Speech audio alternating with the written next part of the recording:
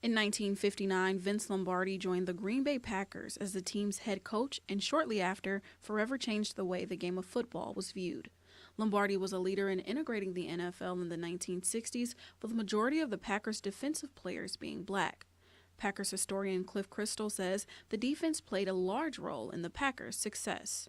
So there was no question that the strongest of the two units of the Packers, 1965 to 67, was the defense, not the offense. Players like Willie Davis, Bob Jeter, Herb Adderley, and Willie Wood were the first of many black players to join the Packers during the Lombardi era. While the team later celebrated historic wins, linebacker Dave Robinson says off of the field, some players faced a harsh reality, bringing issues of racial discrimination to the forefront and Lombardi's attention. We knocked the door and they opened the door. They saw us, saw Marvin, Lionel, and I. We were all rookies that year. And then the guy was oh, I forgot to tell you, my wife rented the place this morning or something. Was some phone. One guy came around and told us that, I'm sorry, but I just don't rent to African Americans.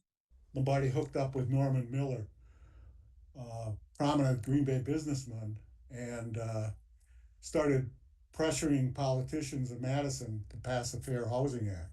Taking a step in the right direction, in 1965, Governor Warren Knowles signed an open housing law prohibiting discrimination in the sale, rental, or financing of housing. But Robinson says traveling for away games was a brutal reminder of the racial climate at the time. I remember we walked on the field and we had like 5 or 6 black guys on the team, and we got some negative things. And of course, when we went down south, it was terrible. In line with Lombardi's beliefs, when possible, the Packers would sometimes stay towns away from certain football fields to avoid staying in segregated hotels. Playing 10 seasons with the Packers, Robinson says over the years he saw a change for the better and appreciates Coach Lombardi's support through it all. Anytime we had a problem, you could always come in, knock on the door, go and sit down and talk to Coach Lombardi, and he'd have an answer for you. He didn't want to have the team, 2 teams, a white team and a black team. He wanted one team. And the one thing was he wanted a Green Bay Packer team.